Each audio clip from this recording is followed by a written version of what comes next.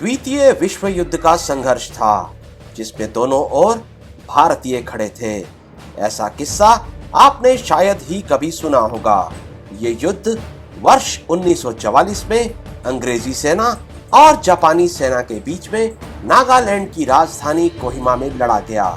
आज इस वीडियो के माध्यम से आपको उस युद्ध गाथा के बारे में बताऊंगा और कोहिमा में उस युद्ध स्थली पर लेकर चलूंगा। मैं ऋषिराज।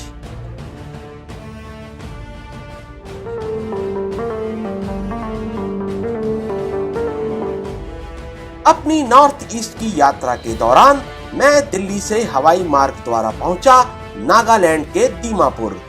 सड़क मार्ग से दीमापुर से कोहिमा की दूरी लगभग 2 घंटे की है। कोहिमा में अपने गेस्ट हाउस पहुंचते ही पहले हम थोड़ा तरोताजा हुए और फिर सीधे रुक किया कोहिमा में गैरिसन हिल पर बने कोहिमा युद्ध स्मारक की ओर। ये स्मारक उन शहीदों की स्मृति में बनाया गया है जिन्होंने अंग्रेजी सेना की अस्मिता के लिए जापानियों के विरुद्ध एक भयंकर युद्ध लड़ा और शहीद हो गए। ये अप्रैल से जून 1944 की बात है, जब द्वितीय विश्व युद्ध का दौर अपने चरम पर था। जापानी सेना में सुभाष चंद्र बोस के नेतृत्व में आईएनए के हजारों सैनिक भी इस युद्ध में अपने प्राण दांव पर लगाकर लड़ रहे थे और दूसरी ओर ब्रिटिश सेना में भी हजारों भारतीय जी जान से लड़ रहे थे। इतना बड़ा विरोधाभास है कि इस युद्ध में हिंदुस्तानी ही हिंदुस्तानी के विरुद्ध खड़ा था।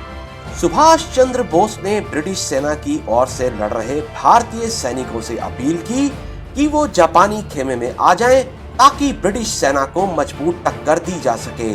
और एक वक्त तो ये लगने भी लगा था कि जापानी सेना की मदद से आईएनए दिल्ली को कूच कर ही लेगी और लाल किले पर तिरंगा फहरा देगी।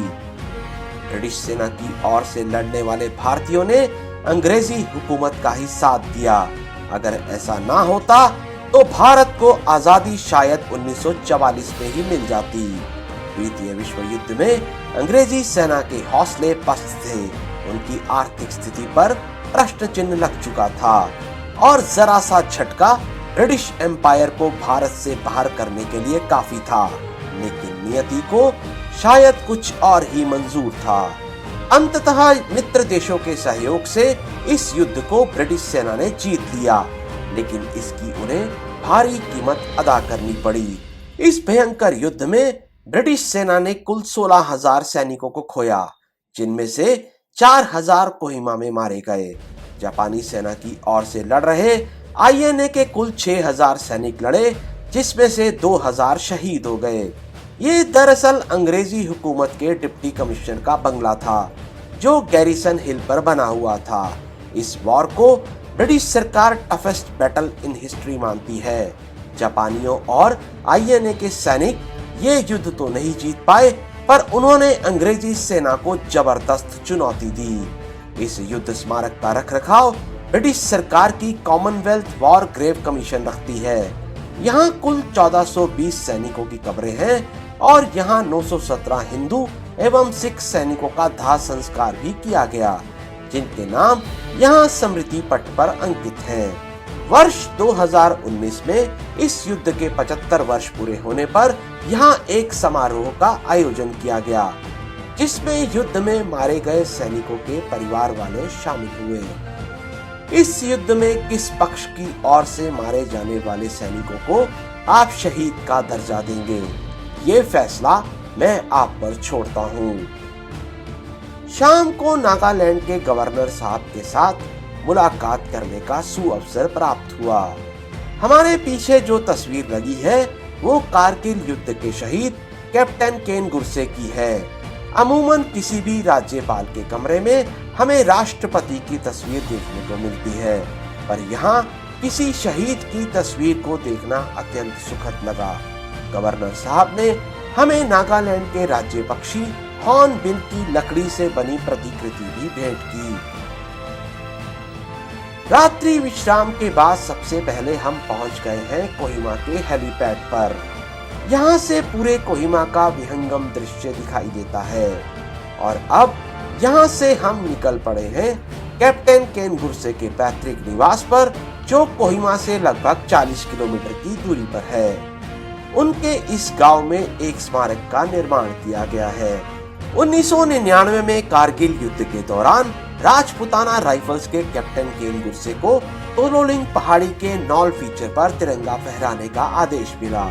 16,000 फीट की ऊंचाई पर 0 से 10 डिग्री नीचे के तापमान में खड़ी पहाड़ी पर चढ़ने के लिए कैप्टन केन गुरसे ने अपने जूते खोल दिए और भीषण ठंड में ही चढ़ने लगे। अपनी निजी सुरक्षा की परवाह किए बिना उन्होंने दुश्मन के इस खेमे में सेंध लगा दी, लेकिन इसकी कीमत उन्हें अपनी जान देकर चुकानी पड़ी। इनके साथी सैनिक इन्हें प्यार से नींबू साहब कहकर बुलाते थे। अपनी अति असाधारण वीरता और शौर्य के प्रदर्शन के लिए कैप्टन केन गुरसे को महावीर चक्र से सम्मानित किया गया। भारत के इस महान सपूत कैप्टन केन गुरसे को श्रद्धांजलि देने के बाद हम उस स्थान पर गए जहां हर वर्ष विश्व विख्यात हॉर्नबिल फेस्टिवल का आयोजन किया जाता है। हॉर्नबिल फेस्टिवल में देश विदेश से ढेरों पर्यटक और पत्रकार शामिल होते हैं। कभी मौका मिले तो आप भी इसमें सम्मिलित हो। नागालैंड और देश की सांस्कृतिक विरासत का आईना है हॉर्नबिल फेस्टिवल। इस एपिसोड में मैंने आपको कोहिमा दिखाया और इसके अगले भाग में आपको मैं मणिपुर की राजधानी इम्फॉल लेकर चलूंगा और वहां आपको वो स्थान दिखाऊंगा जहां भारत की धरती पर पहली बार तिरंगा फहराया गया था, क्योंकि वहां आईएनए के सहयोग से जापानी सेना ने ब्रिटिश सेना को खदेड़ भगाया था। इसके साथ ही आपको दिखाऊंगा आईएनए का वॉर म्यूजियम। अगर आपको ये वीडियो अच्छा लगा हो तो इसे साझा करें, वीडियो को लाइक करें और मेरे चैनल एक्सप्लोरिंग इंडिया विद ऋषि को सब्सक्राइब करना ना भूलें। जय हिंद।